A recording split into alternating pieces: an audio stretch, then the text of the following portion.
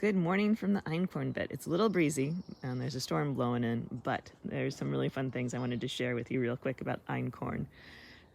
So this Einkorn is looking wonderful, lush, and beautiful. This Einkorn got hit by rust hard.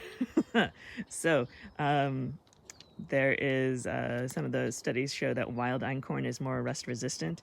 I thought this was my wild Einkorn, but you can see there's a clear delineation between this Einkorn and this Einkorn, and a really strong testament to genetic resistancy to various diseases and pathogens such as rust.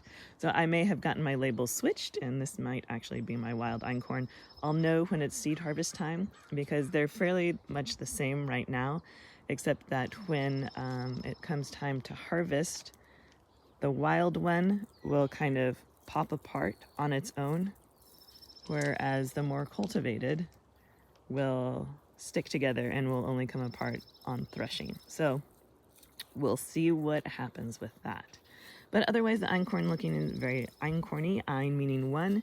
And so there is one seed per these spikelets, which gives it this much more small, graceful kind of look. Also lower yields, which is one of the reasons it's not really used a whole lot.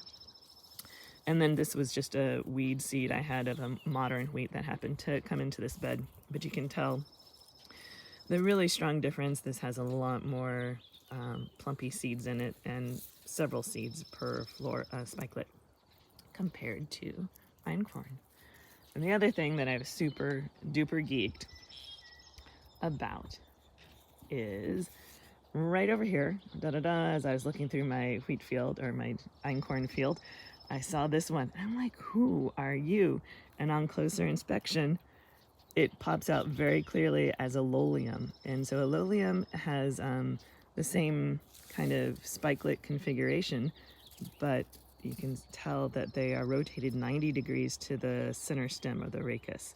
So whereas Einkorn is very flat and things are lined up with the floret pointing this way, lolium, this is hard to describe with only one hand, it's 90 degrees, and so the seed heads don't stay so compressed against the stem or the rachis. So that is really cool.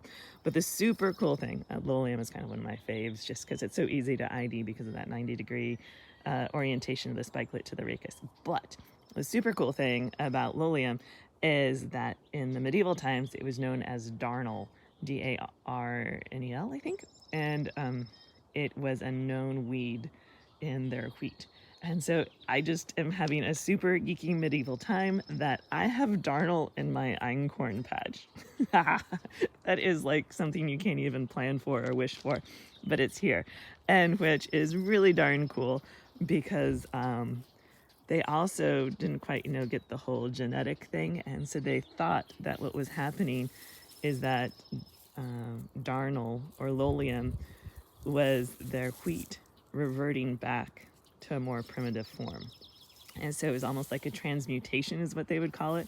And so my wheat has transmuted into Darnel. This is so exciting. So anyway, I'm gonna let it grow a little bit longer just so I can get a nice example to press and mount as a record, but otherwise it's getting pulled because I don't want Darnel spreading throughout my garden. But you can tell clasping ear structures of the auricles, much like the auricle structure on the Einkorn or any of the other wheats. And so this is one of the reasons why it's really hard to tell apart your lolium from any of your wheats until it flowers, and then you have that telltale characteristic. So anyway, that is my super geeky moment here in my Einkorn patch, is I have Darnel. It's so medieval.